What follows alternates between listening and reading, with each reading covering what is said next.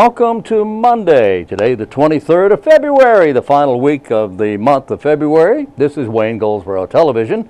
I'm Wayne Alley. And I'm Kim Best. Good Monday morning. Hope your weekend was fantastic. Oh yes, I hope the weather's beginning to settle down a little bit. You know, we got a little rain over the weekend, but gee whiz, last week was so cold. Ice, snow, all kinds of interesting things Mother Nature sent our way. Sub everything. Yes. Temperatures. One of the coldest temperatures I had in a very long time. I haven't seen 6 and 4 and all that wherever it was in a long time. I mean, it's but we're on our way to better things. That's right. Are. That's right. Spring will be arriving sometime in March, which is begins next week. That's right. When is the spring forward? That will be March 8th. March 8th. Yeah. That's right around the corner. Right around the corner. That's right. 2 weeks from yesterday, I believe. Okay, great. Yeah, I believe. Anyway, March 8th is the date on that. Okay? Excellent. Excellent. What's going on today? Everything. Okay. Anything and everything. I'm so excited. Look at that. We've got the Shriners Fish Fry scheduled. Oh, yes. But it's not until April 10th. But the Shriners Fish Fry is April 10th. And we're always excited about that because, number one, it's for the Shriners. Number two, it's always fantastic food and just a lot of fun for one thing. Raising money for the hospitals? Well, this particular time is to raise money for their operating expenses. Okay. So because they run so many different events exactly throughout the year, and it costs money. So we need to support the Shriners. The Shriners Children's Hospital Fish Fry is in October, around the end of the year, near the end of the year. So this one is to raise money for the Shriners to help keep them going so that they can perform and continue their it's all volunteer, events. Correct? It is. Oh yeah, it's all volunteer. They do so many things, and you see those little Shriners trucks. I love them. Oh, I do too. They're so. But you know, they maintain them. They buy them. There's none of this money goes towards that. That's their own personal property. They buy them those trucks out of their own pockets. They maintain it. They buy the gas and everything out of their own pockets. So that doesn't have anything to do with this. Okay, this is the Shriners Fish Fry to keep the events going throughout the year. So that's coming up April 10th. We're going to talk a lot about that, or I am anyway, because I love that Shriners Fish Fry. And you will certainly visit because you sure do like their fish. You got that right, lady. I do that. Well, it's just a great organization. These are wonderful people. The work that they do, and the public just doesn't realize what these people do. The Shriners are so giving. They are very dedicated. They're so giving. Out of their own pocket, they pay to take children who need help to the hospitals in Greenville, South Carolina, in Ohio, and other places. Do you know about how many hospitals there are, Shriner hospitals? You know, I forget right offhand. It seems like there's 20 or 22, 20 or 22. I'm not sure that's right, but it seems like there's, but that's around the world. Right. Here locally, the nearest one is in Greenville, South Carolina. Okay. And a Shriner will take a child who needs help, and at no cost to the family, unless they have means. If they don't have means, it doesn't cost them anything. They'll take the child and a guardian or a parent to the hospital, drive them to South Carolina at no cost to the family. Comes out of their own pocket. My goodness. And you know, it is. They're called road runners. They're called road runners. Yeah, they're called road runners, and they're going all the time. Wow. And I tell you, and they're looking for children who need help with medical conditions, with cleft palate, with orthopedic problems, all the time. So if you know a Shriner, people can go to look up more information about the Shriners. Do they have a website or anything? They don't have a website. They do have a phone number. But what I would do is I would talk to them at the Shrine Club events. Okay. In fact, they have the clubhouse is in Dudley, out on Highway 117 South, and they meet periodically. But I would go to the Shriners Fish Fry, talk to a Shriner if you have or know of someone who needs help. In fact, they look for people. They go out on the street and they look for children who have a condition or situation, and they approach them. They say, "Look, we can help your child," and they can. It's wonderful. Wonderful organization. It's actually very amazing. It is amazing. People just don't realize what they do. My goodness. You know what? I've squandered this time. It's time to get it. It's fantastic. Let's go to our interviews.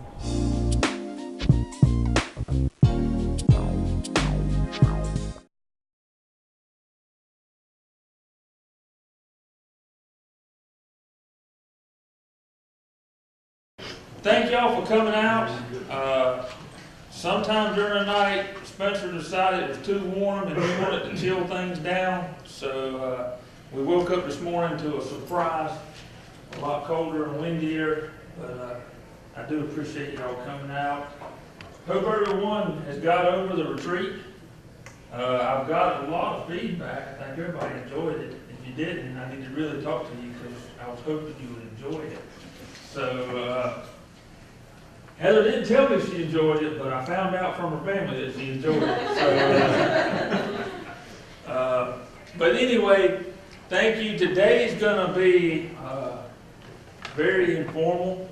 We're going to have Jessica's going to definitely do a presentation for us later on public speaking. But Wallace is going to do a lot of today's program, and it's going to be about getting to know each other.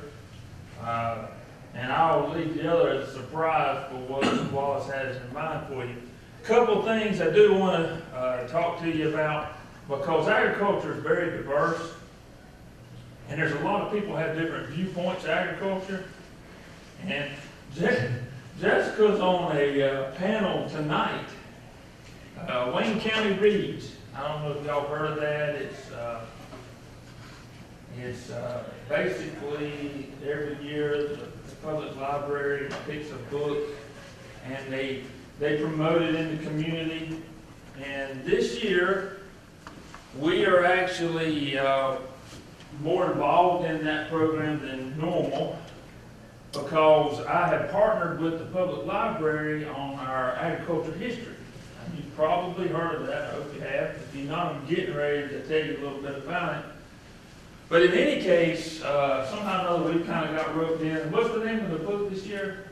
Animal, vegetable, miracle. Miracle. Miracle. Okay, so has anybody read it? It's okay. It's not VeggieTales. I've not read the book, but from what I gather, it's about organic farming, small It's more scale. about kind of local food. From what I tried, just kind of read through the beginning, but it's about local food and that your food travels so far to get to where you buy it, instead of buying locally and eating seasonally. As far as even strawberries are available, but you're going to eat winter vegetables when they're available. So a family for a whole year in the western part of Virginia focused on either growing or buying locally only for a year to see what they learned from it was the whole idea behind it. So hold on to your question, because I want to go back to the Ag History Project, because I've kind of took it's something I have a passion for, is history. And nobody's really tried to gather the ag history of Wayne County. And I'm not just talking about data. I'm not just talking about, we had 10,000 acres of cotton in 1875. Now I'm talking about family. What was it like to be farming in the late 1800s? What was it like to be farming in 1940? What was it like when George's grandfather was out there? It was a different time, and so I'm out there trying to capture that. We're trying to collect videos. We're trying to collect. But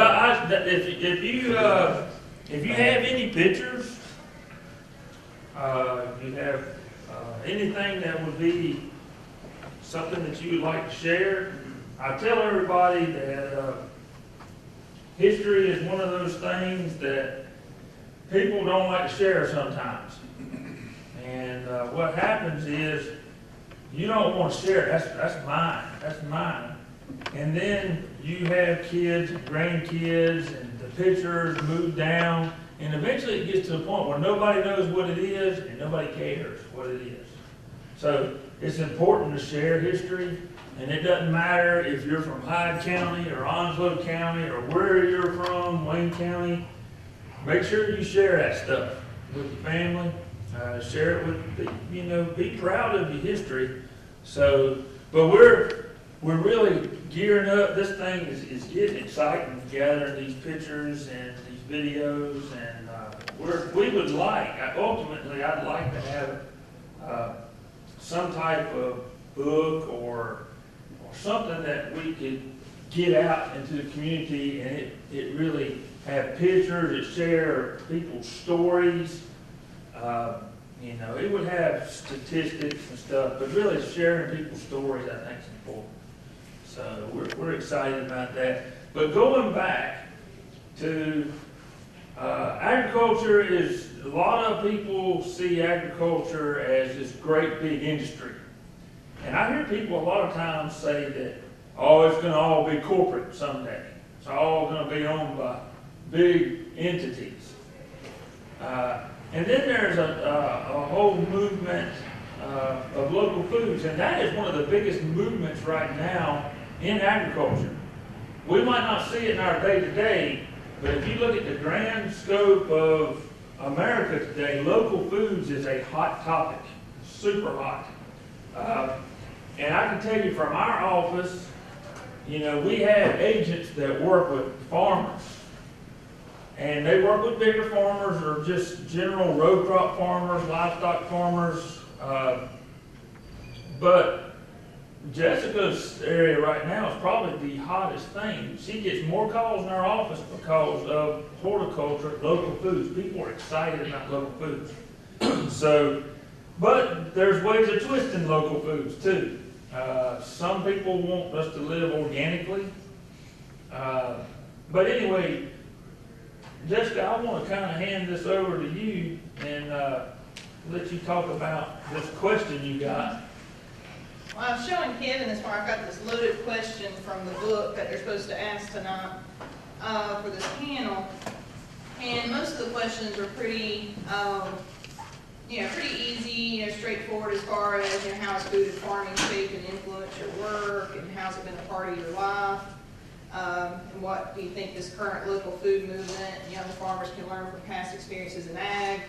So that's some of the questions. But this one was a quote from the book. And the quote, it's a long quote, it says, "A majority of North Americans do understand at some level that our food choices are politically charged, affecting arenas from rural culture to international oil cartels and global climate change." So then the question is, what does that mean to you and in the context of rural eastern North Carolina? So that's a loaded question. But, a lot of this book was about how much your food travels and where it comes from different places to get to, because of convenience and people want it now and they want, availability year round and so forth. So that was a lot what was behind the book is they were trying to cut out, as far as the traveling of food to get to where, to their plate instead of trying to get it locally. But that one kind of hung me up, that quote, as far as how do you address that. So. But most people, in my opinion, most people in America don't know where their food comes from. And they don't care. And to be honest, they don't care. As long as it's cheap, they don't care. The largest grocery chain in America has got to be Walmart. And they're not putting up these little, what's the one up here at Tommy's Road called? Well, that's a neighborhood markets, thank you. There's neighborhood markets and then there's Walmart Expresses. They're in the business. Two different names? Yeah, the neighborhood market's bigger. It's like a grocery store. They're competing with Food Line, and they're trying to put a hurting on. They started out wanting to compete with Dollar General and stuff like that, but they're a grocery business, and they want to be your #1 shopping destination with food. People want cheap food, and they don't know where it comes from. They don't care. That's my opinion. Yeah, I mean, and that's what, and I was talking last night with my husband about, we were, I was kind of asking him to see what he thought, and we were talking about that, I think a lot of it, of course, money drives a lot of things, that's a big factor, involved in this. But then too, the other thing, is that our attitudes that we want it quick, fast, we want immediate, on demand, that kind of, interest in that. You know, if I want something to eat now, I need to be able to drive through the drive-thru and get it immediately, and not think about where did all that come from, or how did it, you know, how much, you know, it took to get, you know, the bun and the burger and the cheese and the lettuce and the tomato, everything to that spot. You know, and I think, like you said, a lot of people, they're not interested or don't care, and that's the, you know. And McDonald's is a good conversation piece. They're a very, very successful company because number one, they're cheap. They got locations everywhere and they're quick. And that's what people want, especially working people. When you're out working, you're gonna go through a drive-through, you can get your food quick. It don't taste half bad. And they spent years and years in marketing making cheap, quick food. But where does the buns come from? They're probably somewhere locally produced in the Southeast. I don't know. Franklin Baking Company makes buns for Burger King. I do know that. So, but it's not Franklin. I don't know where the buns come from for McDonald's. Their beef patties are frozen. Them bad boys, I don't know. They could have been produced in, if you know, let me know. But they could have been produced in Brazil. Whoever the cheapest supplier is. You know, I don't know. My mom said they were made in Australia, so it was kangaroo meat.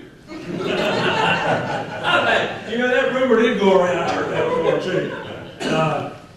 Hopefully it's not kangaroo, but it's not 100% beef, as you can tell. It's got additives. I'm sure it's got soybean meal in it. It's got some other stuff to preserve it because it's been frozen. It's been shipped across the country. But, you know, people don't care. They're wanting cheap. They want cheap. But we need to start caring. And we need to start, I guess ultimately, we need to educate people on where food comes from. Now, JR and Emily are doing a great job locally. Heather's involved. There's several people.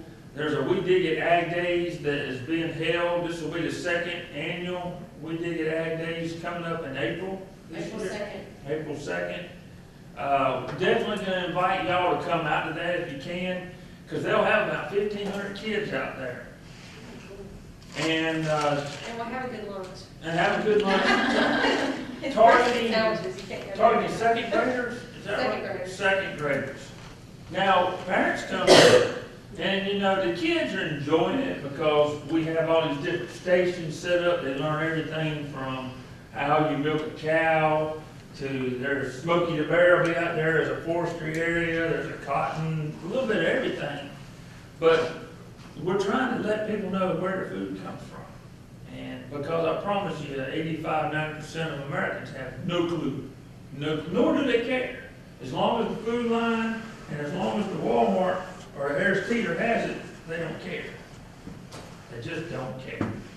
And too, I think that, you know, it's, you know, looking at a different perspective too. It's like I've read, you know, started reading on the book some, and I'm reading, and I'm like, well, this is what, you know, my parents did. Grandparents did. You always had a garden, and you know, raised, you know, vegetables, and you had fruit, and then you canned it, preserved it, and that's, you know, what you know, lived off for the most part, and you didn't depend as heavily on the grocery store.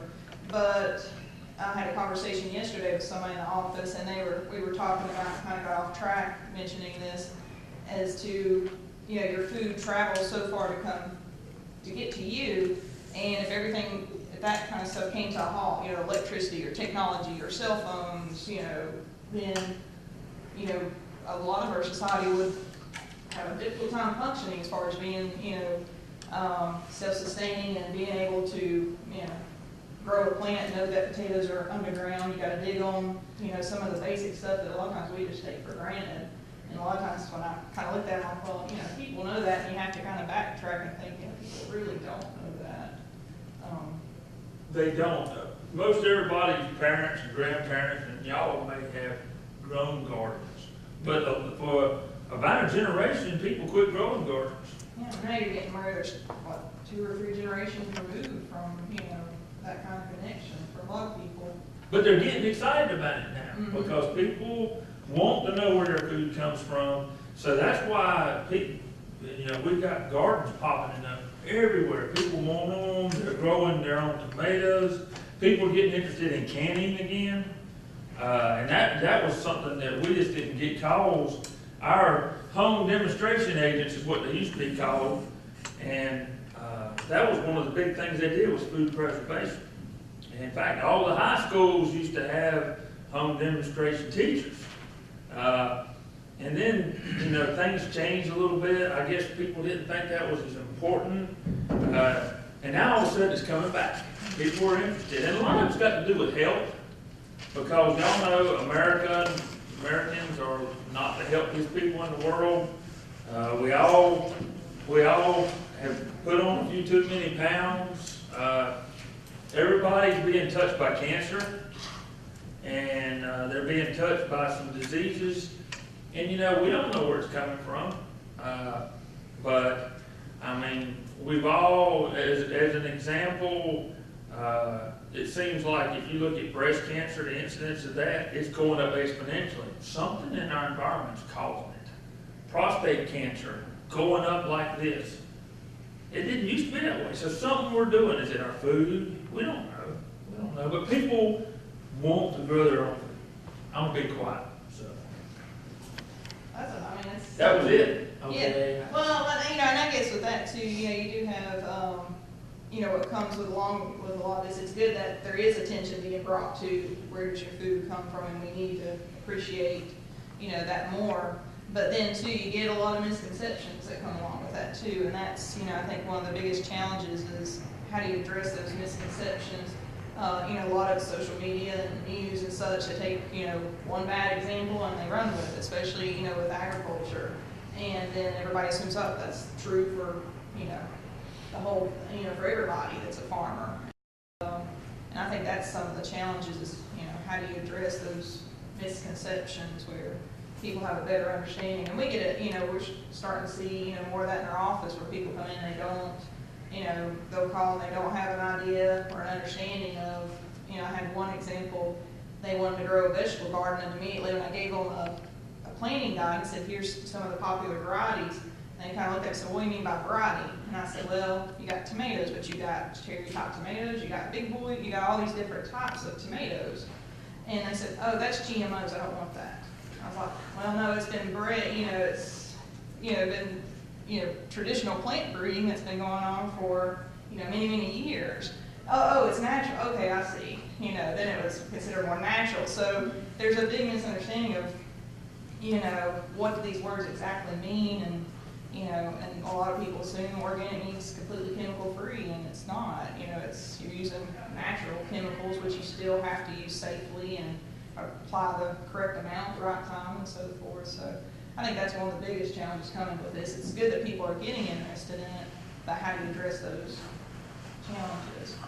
And those questions, just like Ian talked about last time about, you know, about people ask about organic, but yet they don't want to, you know, pay the price for it. You know, they don't understand, you know, why is it more expensive, but why are you not growing organic? So, well, organic just is, I was watching a special, you know, with the measles and the vaccinations, and there was this family in, I don't know what state, they didn't vaccinate their children, but they had a healthy lifestyle because everything she bought was organic. I mean, that was her, That's that what was they. her reason, and that didn't, does not make any sense to me.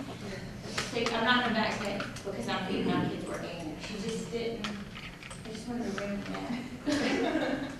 well, and I saw So something. I'm sure you did that a lot. Yeah, and I saw a story floating around about, you know, it's going along with vaccinations, and it was interesting. It was a story it was in England, and the people, it was a story that the person was raised, had no vaccinations, and they were raised on very healthy, very organic, locally grown, exercised all the time, very healthy, you know, lifestyle, but they still got every single disease. You know, they got measles, all of it. And then when she had kids, she vaccinated her kids, still had a healthy lifestyle, not as, she said, not as strict as what her parents had, but her kids have never been sick, you know. So there's, you know, a lot of questions, a lot of, you know. So everything organic is gonna save them. I mean, seriously, from the pesticides and the chemicals and all that stuff, and it's not necessarily true. Now, I think you're up against that. That's a big thing that you're up against, I think. And it's a twisted conversation because the whole vaccination thing, let's get rid of vaccinations. And when we start losing a third of our population to polio and measles and smallpox, people change their mind real quick about vaccinations. And we would lose a third of our population. that quick. So, and I mean, I think measles are making a comeback now because people have quit vaccinating. So, I mean, there could potentially be side effects from everything we do. There's no doubt. But look at the quality of life that Americans have now. The average age, of course, y'all know a woman lives longer than a man. So, but I think the average age of a woman now is getting close to 80 years. I mean, 82 maybe. So, you know, and if you go back to 1920, what do you think the average age of a lady would be? It wouldn't be that, I can promise you. Now, you might all can remember, well, it was great-great-grandma, she lived to be 98 years old, but that was a rare thing. I mean, for the most part, there were a lot of women died in childbirth. A lot of people were stricken with polio for years and years, and, you know, there was swine flu went around in, 1919, that killed a lot of people. You didn't know it. There was a lot of things out there. So there's been a lot of improvements medically and nutritionally that have helped us get where we are. But it's a battle. And we talked about GMOs last time and, you know, the battle with that. But it's also the battle with pesticides. And Well, you get to where you get these, you know, these separations of, you know, I'm organic and you're not organic, or it's GMO or not. And Emily had a good blog posting, I don't know how long ago it was, but I happened to catch it and read it. And it was very good about, you know, I think you was talking about, you know, being a misfit. It's like, well, we're not, you know. Yeah, we're not, I mean, we're a small farm, but we're not like a small farm, we're not organic, and we're not, you know, this and that. There's so many different, and most of the organizations we're involved in, they're small farms, they're organic, they don't use GMO, they don't do anything, they're against that kind of thing, so we don't really fit in with them, but we're not a big farm, we don't fit in with big agriculture, we're not hippies, we don't, you know, we're not like that, so we're kind of in our own little. Yeah, and it's like, you know, you're caught in the middle, but then, you know, you talked about too, about, you know, that, you know, I've read it before too, that, you know, if you have these different groups, I think you're hurting agriculture, where instead you need to be more supportive of agriculture together. And you know, a lot of people, you know, termed it, you know, as far as farm shaming. You don't want to be shaming one group over another group, and then you're just hurting the whole industry. So, you know, there's definitely a lot of differences and I think different I directions. think we need more of like normal people to speak up about what they're doing. I mean, you know, not, you've got so much press with, the people that only want the natural organic, non-GMO, all, they're talking, they're out there, they're getting it out there. And people that, you know, grew up with like a garden in their backyard and granted 7 does, and all that stuff, they're not talking. So we need more of that. You have the people that don't really know, that have never done it, that have no knowledge. that Yeah, everyone's and done all it. they're, You're getting yeah. so far removed from And that. all they're hearing is those people, you know what I mean? So they think, oh, well, that's not really bad. And you know, it's a fad too at the same time. It's just like, it's like chevron fabric. You got something on top, you know, with the zigzag fabric that you see all around, all the women love. I mean, you know, it's like 2 years ago, that's all you saw. Now you see other patterns. I mean, you know, it's just a trend. It's just a trend. And it'll go away and come back, and go away and come back. But we need more normal people to step up and talk about it. well, y'all, I just wanted to get y'all worked up this morning, wake you up, make you think, make you start thinking a little bit.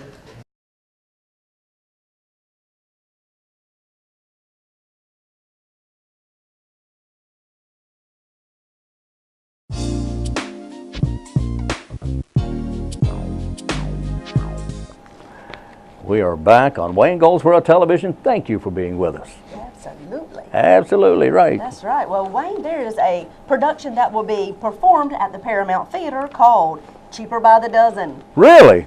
Very much like the movie. Clifton Webb. And There's been others. such Yeah, I as know. Steve Martin. Yeah, he That's did right. it. Yeah, he's very funny. This will be produced and put on by Center Stage Theater, which is a local organization, and it'll be taking place March 6th and 7th at 7:30 p.m. Let's see, yeah, March 6th and 7th, Okay. 7:30, and then on the 8th, 6, 7, and 8. On the 8th, which is a Sunday, they'll have it at 3 o'clock. So when is it? March 6th, 7th, and 8th. Oh, okay. All 3 days. All 3 days. Yes. I'm just checking. So Friday night at 7:30, Saturday night, 7:30, and then Sunday at 3 o'clock. Aha, the matinee. Yes, yes. Okay. So that's, if you want tickets for that, you can visit the GoldsboroParamount.com, or you can call the Paramount Theater to purchase tickets. Cheaper by the dozen. I'm sure it will be funny. There you go. You know it will. Yeah, they you do a know great it will. job. Yes, they do. Well, February is Black History Month. Yes. And coming up at the Senior Center, there's going to be a Black History Month show and tell. It'll be dedicated to celebrating Black history. You're invited, everyone's invited to come in wearing their favorite African attire, bringing in memorabilia or any other item that relates to Black history. Nice. The program starts at 10 o'clock on February 24th. Now, that's tomorrow. Yep, that's right. 10 o'clock, and it lasts until 11:30. The program is free and open to the public. If you want information, call Angela Garner, and her number is 731-1591, 731-1591.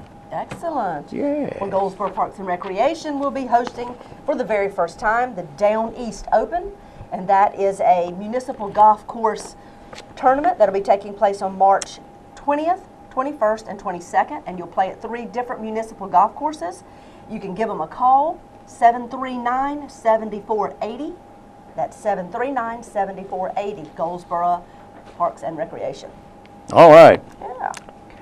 Well, I have a test for you, but Uh-oh. I'm not going to give it today. I'm going to give it tomorrow. Okay. It's about healthy choices. Okay. All right? That's I'll ask a question and give you a multiple choice, 2. Sounds great. It will be one or the other, and I'll do that tomorrow, so stay tuned for that. All right? That's Healthy coming up choices. tomorrow. All right. Healthy choices. I took the test, and you know what? I did miserably. Really? Oh, I failed big time. Uh-oh. Uh-oh. Well, we'll I see. did miss, and you know, I try to do well and take care of myself. I try to eat right, although I do have my failures. Don't we all? I love chocolate and ice cream. I Anyway, understand. but you understand. But I failed miserably. But Uh-oh. tomorrow, Okay. I know you'll do better than I did Don't today. raise the bar too high. We'll see. We will see. There are no high bars around here. I can promise you that. Oh, my goodness. Okay. Anything else happening? Well, yeah, there's a lot of stuff going on. After all, this is February, and that means that next month is March. the March. That's what I was going to say. Yeah, Yeah. it usually does follow February. We've got St. Patrick's Day coming Oh, up. yeah, that's right. Wearing of the green and all that, and everybody's name will begin with O. O'Alley. O Best. O'Malley. O'Alley. O Best. Yep, I hear you. O Arnson. We'll change it just for that 1 month, Well, sure. of course. Sure. You gonna dress like a leprechaun? I am a leprechaun. About that tall. I'm about that tall. You know, the funny thing is that they'll have all kinds of fun events downtown. I to know. I celebrate. can't wait for that. Yeah, St. Patrick's Day. I know a lot of the different pubs and a lot of the different restaurants really turn food green, turn drinks green, and That's really right. just try to have fun with it. And other communities turn green with envy Aw. around us here. Yeah, they say, look at Goldsboro. Boy, they're great. Yeah. Goldsboro's doing some mighty fine things. Yes, we are. Well, the Literacy Connection needs volunteers. They are always needing volunteers. That, too, is a great organization. And They- Wayne, do you know if if people can volunteer for like 1 or 2 hours, or does it have to be a whole day? Oh, you can volunteer for an hour if you have a spare hour once a week. If you have 2 hours a day, if you have whatever time you can spare, they would love to have you come by and talk to them about setting up, being a volunteer. It's so rewarding in so many Yeah. ways. All right, and we'll tell you more about that tomorrow. All right? Fantastic. Because we're out of time. We got to go. We've enjoyed it. Hope you have too. We'll be right here tomorrow. Hope you're right there where you are. And until then, I'm Wayne Alley. And I'm Kim Best, and this is what's happening in your community.